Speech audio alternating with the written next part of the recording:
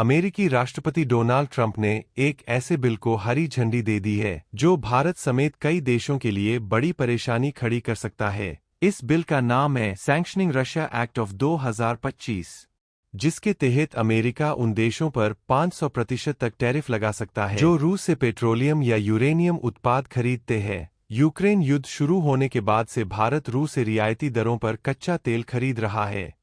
यही वजह है कि अब इस नए अमेरिकी बिल के निशाने पर भारत भी आ सकता है।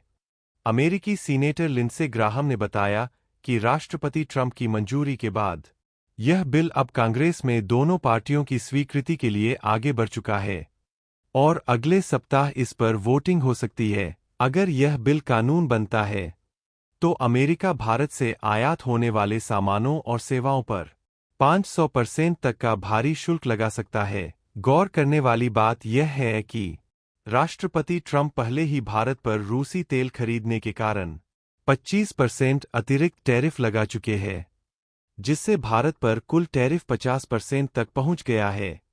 सीनेटर ग्राहम ने साफ तौर पर भारत, चीन और ब्राजील का नाम लेते हुए कहा कि यह बिल राष्ट्रपति ट्रंप को इन देशों पर दबाव बनाने की पूरी ताकत देगा ताकि वे सस्ता रूसी तेल खरीदना बंद करें।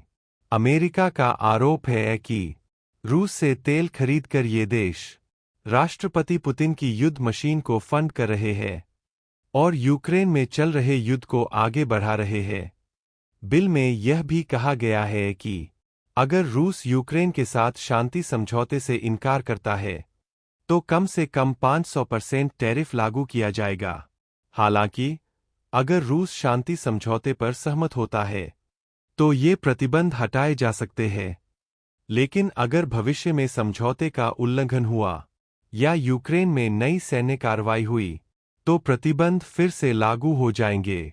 अब सवाल यह है कि क्या भारत अमेरिका के दबाव में रूसी तेल खरीदना बंद करेगा या फिर भारत अपने राष्ट्रीय हितों को प्राथमिकता देगा। इस बड़े फैसले से भारत अमेरिका व्यापारिक रिश्तों में और ज्यादा तनाव बढ़ सकता है। आप इस मुद्दे पर क्या सोचते हैं? अपनी राय कमेंट में जरूर बताइए।